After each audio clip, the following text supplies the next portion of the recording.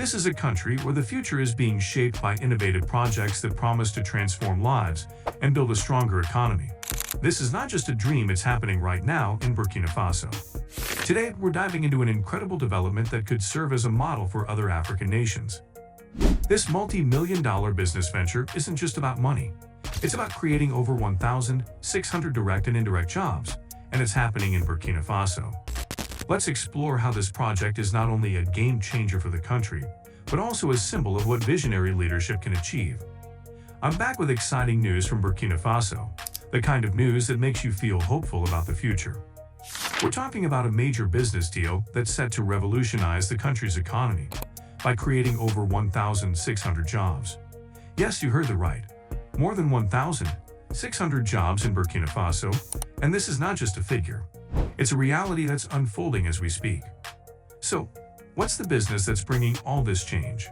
It's a Moroccan cement company known as CIMEF Group, which has been a key player in Burkina Faso since 2015. Recently, they announced a massive expansion plan that includes building new factories in the country. One of these is a state-of-the-art green cement factory that will be powered by solar energy, showing a strong commitment to sustainable development. The cost for this groundbreaking project? A whopping 33 billion CFA francs, equivalent to about $5 million. And that's just for the construction and machinery. This is serious business. Captain Ibrahim Traoré, the president of Burkina Faso, personally launched the construction work on this project. The plan includes a solar power plant and a calcined clay production unit, both for CIMEF Group. On August 8, 2024, the president presided over the ceremony to lay the foundation stone for these projects in the Koudougou industrial zone. These new infrastructures are an extension of the company's activities in Burkina Faso, reinforcing its role in diversifying production in the country. The calcined clay production unit is particularly impressive, with plans to produce 900 tons of clay per day. The solar power plant will have a capacity of 5 megawatts peak MWB, providing clean energy that will partly meet the electricity needs of the CIMEF plant in Kosoto. The timeline is ambitious. The solar power plant is expected to be operational within 15 months, while the production unit will follow in 24 months. Financially, these two projects alone represent an investment of 33.3 billion CFA francs, with 33 billion allocated specifically for the clay production unit. CIMEF is not undertaking this monumental task alone. The World Bank is providing financial support, underscoring the significance of these projects for Burkina Faso's industrial future. The president of CIMEF Group, Anis Sefrioui, emphasized that these projects mark a new era in industrial production in Burkina Faso, highlighting their role in promoting a green economy. By coordinating these two projects, CIMEF aims to improve the competitiveness of its products in the local market, reduce production costs, and ultimately benefit consumers. And let's not forget the job creation aspect. This project is set to create hundreds of new jobs, both directly and indirectly.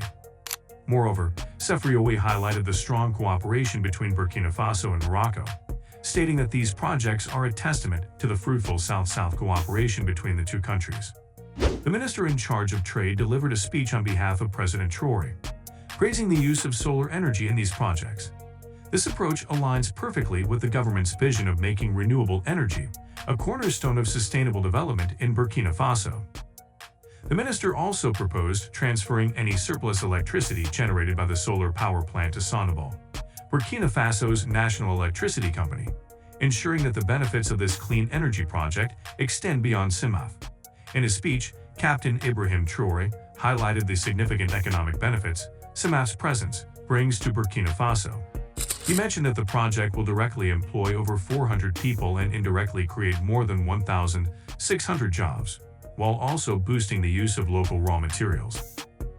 President Traoré took the opportunity to reaffirm the government's commitment to supporting both national and foreign investors who wish to contribute to the development of Burkina Faso's industrial sector. After laying the foundation stone, he emphasized the importance of processing local raw materials within the country to benefit the population. He also encouraged other investors to consider Burkina Faso as a viable and attractive destination for investment, assuring them that the country offers all the necessary facilities and guarantees to support their ventures. Burkina Faso's welcoming stance towards investment, particularly under the leadership of President Traoré, contrasts sharply with the situation in many other African countries. While some nations face protests, mismanagement of public funds, and a flight of international companies, Burkina Faso is attracting new investments and encouraging existing companies to expand. This is a clear indication that something positive is happening in Burkina Faso, something that other African leaders should take note of. So, what is it that sets Burkina Faso apart? The answer is simple: leadership that prioritizes the well-being of the people over personal gain. In many countries where hardship has become the norm, the leaders are often more concerned with their own luxury than with the needs of the population.